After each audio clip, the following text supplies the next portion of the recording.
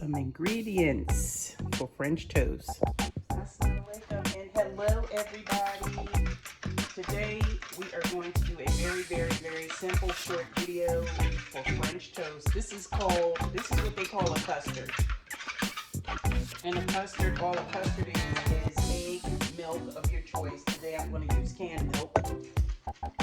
And you can use an egg depending on how many pieces of French toast you want to use. Oops. Stay tuned. So I already have like 3 eggs in here and some milk from yesterday. This is leftover custard. So I'm using canned milk only because I didn't have any oat milk or any other milk in the house at right now anyway. But anyway, your custard can be made with I'm putting 2 dashes of pumpkin spice in it. That's optional because really, I mean, cinnamon, which I'm putting in, a dash of nutmeg, just a dash or a pinch. And since I made it yesterday and didn't video it, someone had asked me to do a video on French toast because she really liked it when I made it for her. And she's a very picky eater. So this is to you, Dakota. This is for you. Dakota from Florida. So this is a French toast custard. You can also put vanilla extract in it or almond extract, all your choice. What I do is I take cinnamon and I sprinkle mine on the bread before I even put it in the custard. That's what I like to do. Is sprinkle some cinnamon on the bread before I even dip it in the custard. And also you can use Texas toast if you want to, or you can use your bread slices as thin or as thick as you like to. I'm going to use a little oil only because I'm going to do 3 at one time. I'm going to use a little oil and butter combination. You can use either or. You can just use butter. It's all up to you.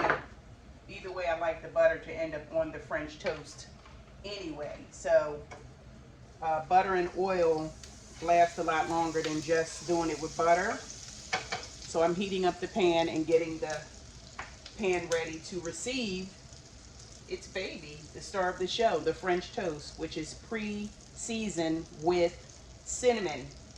You can dip it in your bowl. Dip it in your bowl. Make sure your hands are clean and your surface is clean always. You can dip it in a bowl. Then you can place it in a pan. Repeat the process. Dip it in a bowl. And the thicker the bread is, the longer you can leave it in the custard. You can also make a French toast casserole. I'm going to squeeze all 3 of these in here today, but it's as simple as that. You let it cook to your desired texture. I like my ends to be crispy, so I cook mine a little bit longer. I like my edges to be crispy. Okay, guys, I did one flip. I did a first flip, and as you see, I'm heating me up some sausage in the same pan. But yeah, I did one flip, and actually once you flip it, it only takes a few minutes on each side, like I said, but depending on the texture you like it. Some people like their pancakes even with crispy edges, and I like my French toast like that, but this is a delicious, quick, fast meal. I mean, prep time is probably 5 to 7 minutes, and cook time is no more than 10 minutes. So you got yourself like a 15-20 minute breakfast meal, lunch, snack. In my case, this is brunch. But yeah, Dakota, I hope you paid attention, girl. This is for you. So actually it is literally done. But I'm gonna flip mine one more time because, like I stated earlier, I like my edges to be crispy. As I'm taking it out the pan, I am putting butter on each slice. You see how it came out? You still have like a little eggy kind of look on it, but it's certainly well done. So like I said, as I pull each piece out, I'm just going to butter it.